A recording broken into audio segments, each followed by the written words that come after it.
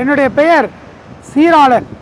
நான் கடமைன்னு ஒரு தமிழ் படத்தை எடுத்திருக்கேன். நான் படம் நல்லா வந்திருக்கு.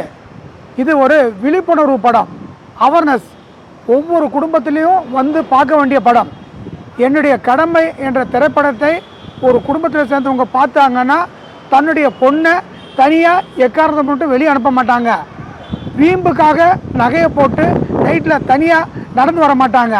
அது மட்டும் இல்லாமல் ஒரு பொண்ணு அவ்வளோ சீக்கிரத்தில் யாரோ எவரோன்னு தெரியாத ஒரு ஆம்பளையோட பழகிட மாட்டாங்க.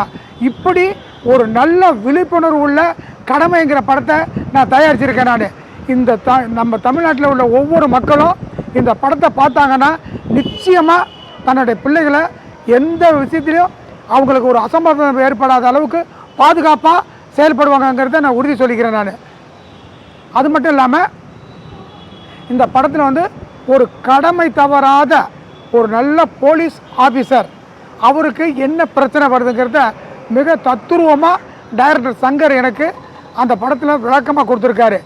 அவர் என்ன பண்ணுறாருன்னா, ஒவ்வொரு முறையும் குற்றவாளிகளை கொண்டு போகும்போது குற்றவாளிகள் அத்தனை பேரும் தப்பிச்சுக்கிறாங்க.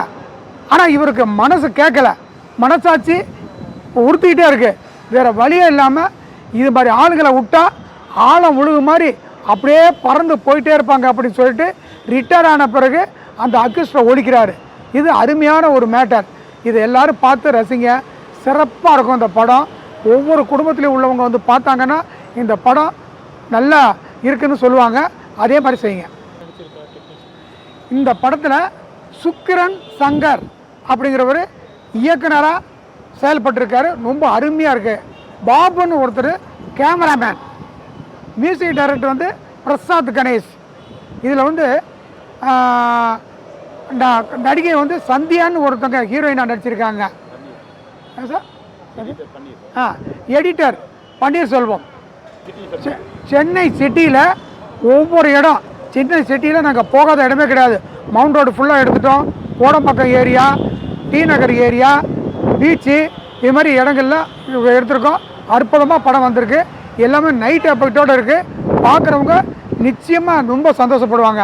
அந்தளவுக்கு படம் எடுத்திருக்கோம். நாங்கள் புதுமுகங்களை வச்சு எடுத்தாலும் யாரும் புதுமுகம் மாதிரி நடிக்கவே இல்லை. எல்லாருமே பெரிய பெரிய ஆர்டிஸ்ட் மாதிரி நடிச்சிருக்காங்க. இந்த கதையில் நானும் ஹீரோவாக நடிச்சிருக்கேன். பார்க்குறதுக்கு வேணால் நம்ம இருக்கலாம். ஆனால் அந்த படத்தில் வந்து ஒரு ஏசி அசிஸ்டன்ட் கமிஷனர் எப்படி இருக்கணுமோ அதே மாதிரி கரெக்டாக நடிச்சிருக்கேன். அழகாக நடிச்சிருக்கேன். இது எல்லாருமே பாராட்டுறாங்க. வணக்கம் சார். அனைவருக்கும் வணக்கம். கடமை என்ற திரைப்படத்து மூலிமா நான் இயக்குனராக அறிமுகமாகியிருக்கேன். என் பேர் வந்து சுக்கிரன் சங்கர். இந்த படம் வந்து காவல்துறைக்கும் சமூக விரோதிகளுக்கும் இடையில் நடக்கிற ஒரு போராட்டம் தான். இந்த படத்தை வந்து ஒவ்வொரு தனி மனிதனும் அவங்கவுங்க கடமையை செய்யணுங்கிறத எடுத்துக்காட்டாக இருக்கிறதுக்காக ஒரு கேரக்டராக வச்சு ஒரு காவல்துறை அதிகாரி எடுத்துக்காட்டாக இருந்தால் நல்லா இருக்கணுன்றதுக்காக ஒரு அசிஸ்டன்ட் கமிஷனர் சீராளனை அந்த கேரக்டராக ஒரு மேலே வச்சு அதை வந்து ப்ளே பண்ணியிருக்கேன். இந்த படம் பார்க்குறதுக்கு இன்றைய காலகட்டத்து இளைஞர்களுக்கும் பெண்களுக்கும் பிடிச்ச கதையாக கண்டிப்பாக இருக்கும். நீங்கள் பார்த்து எங்களுக்கு ஆதரவு தரணும். இப்போ வெள்ளிக்கிழமை ரிலீஸ் ஆகி இன்றைக்கி 2வது நாள் ஓடிக்கிட்டுருக்கு. படம் நல்லா வரவேற்பு கொடுத்துட்ருக்காங்க. மேலும் மேலும் இன்னும் ஆதரவு கொடுத்து எங்களை வெற்றி அடைய செய்யணும்னு உங்களை வந்து கேட்டுக்கிறேன். அதன் பிறகு இந்த படத்தில் சீராளன் சார் வந்து அவர் முக்கிய ரோலாக நடிக்க வச்சு கதாநாயகனை நடிக்க வச்சுருக்கேன். அசிஸ்டன்ட் கமிஷனர் வேடத்தில் சிறப்பாக பண்ணியிருக்காரு. கதாநாயகியை சந்தியா நடிச்சிருக்காங்க.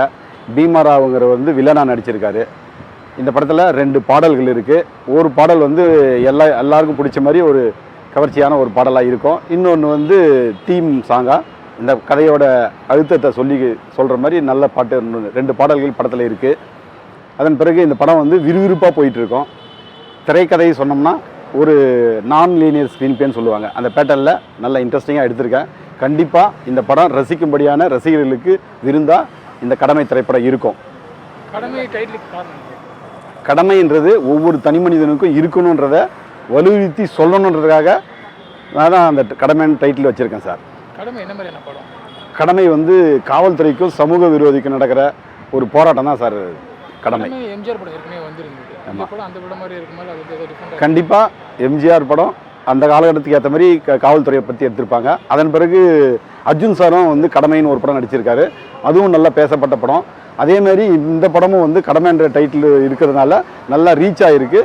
இதுவும் ஒரு நல்ல கருத்துள்ள ஒரு படமாக வந்து இது மக்களுக்கு வந்து நான் ப்ரெசென்ட் பண்ணியிருக்கேன். மக்கள் பேராதரவு தரணும். ஏசி மட்டும்தான் மெயினாக காமிச்சிருக்கீங்களா இல்லை வந்து மற்ற கான்ஸ்டபிள் அந்த மாதிரி அவங்க எல்லாம் ஆமாம் சார். இது இந்த படத்தில் வந்து அசிஸ்டன்ட் கமிஷனர் தான் மெயின் ரோல் வந்து ஹீரோ சார் சீராளன் சார் பண்ணியிருக்காரு. அதன் பிறகு சிபிசிஐடி கேரக்டரில் பிரபாகரன் பண்ணியிருக்காரு. அதுக்கப்புறம் கான்ஸ்டபிள் வந்து நாகராஜன் ஒரு கேரக்டர் பண்ணியிருக்காரு. அதாவது காவல்துறையில் அதேமாதிரி பீமாராவர் வந்து டிசி, அவரும் ஒரு கேரக்டர் பண்ணியிருக்காரு. ஏசிக்கும் டிசிக்கும் நடக்கிற ஒரு கதைக்களத்தில் சமூக விரோதிகளை மிங்கிள் பண்ணி ஒரு நல்ல கதையாக மக்களுக்கு ப்ரெசென்ட் பண்ணியிருக்கேன் சார். மக்கள் ஆதரவு தரணும்.